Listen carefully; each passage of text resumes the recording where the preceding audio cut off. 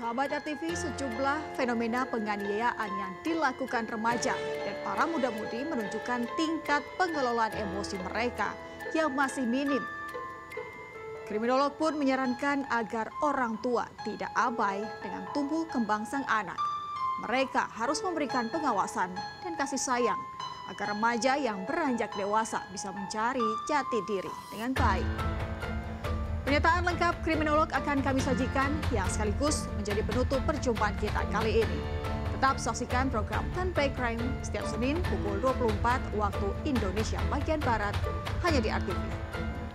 Saya Retno Ayu. Salam 10 Pay Crime, penumpas kejahatan.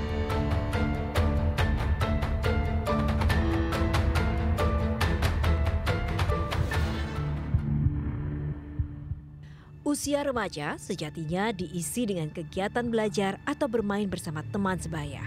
Namun bagi sejumlah remaja, masa muda justru disia-siakan dengan aksi kejahatan. Sebut saja kasus penikaman yang terjadi di salah satu mal di Palembang, Sumatera Selatan pada Senin 13 Juni lalu. Seorang remaja, AP, menikam remaja lainnya berinisial AK hanya gara-gara persoalan asmara. Pelaku dan korban rupanya berebut pacar. Pelaku mengaku tersulut emosi lantaran kerap diancam korban yang merasa cemburu mantan kekasihnya berpacaran dengan pelaku. Salah satu kamar hotel di Jalan Pengayoman, Kecamatan Panakukang, Kota Makassar, Sulawesi Selatan menjadi saksi bisu aksi penganiayaan yang dilakukan oleh sekelompok remaja terhadap korban berinisial IN 17 tahun. Miris saat penganiayaan terjadi, salah satu pelaku justru mengabadikan aksi tak terpuji itu dengan kamera ponselnya. Video penganiayaan ini pun viral di media sosial.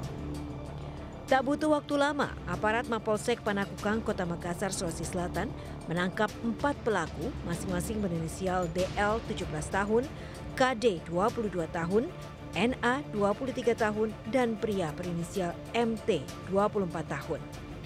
Dari hasil penyelidikan terkuak, para pelaku kesal korban sering mengambil baju temannya tanpa izin. Menurut kriminolog Universitas Budi Luhur, Sinta Julianti, ada sejumlah faktor yang membuat remaja rentan tersulut emosi hingga nekat berbuat kriminal. Nah, kalau secara sosial itu terkait faktor eksternal itu dari mulai misalnya lingkungan terdekat si anak, lingkungan keluarga, misalnya ya kedua orang tua, terus juga lingkungan sekolah, lingkungan pertemanan gitu, lingkungan masyarakat secara luas gitu.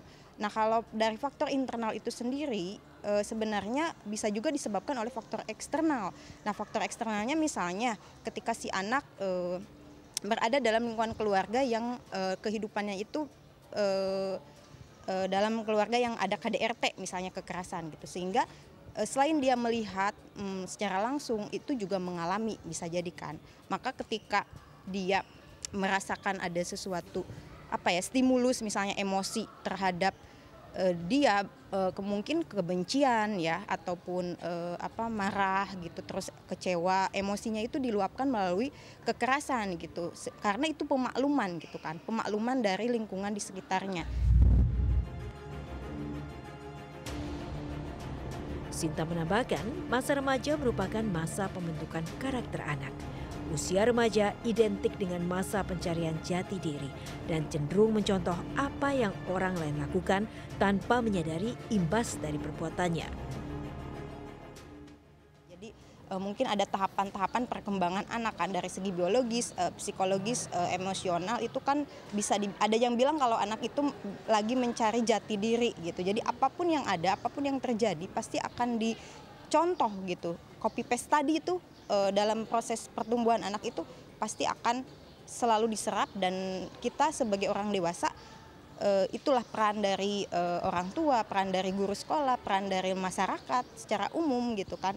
Bagaimana supaya anak itu bisa melewati tahap-tahapan perkembangannya itu dengan baik gitu, sesuai dengan yang kita harapkan gitu.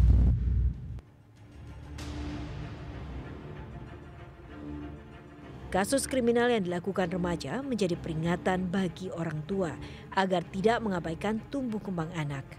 Baik orang tua maupun orang terdekat sudah seharusnya memberikan pengawasan dan kasih sayang sehingga buah hati mereka tidak mudah terjerumus ke dalam lembah hitam kejahatan.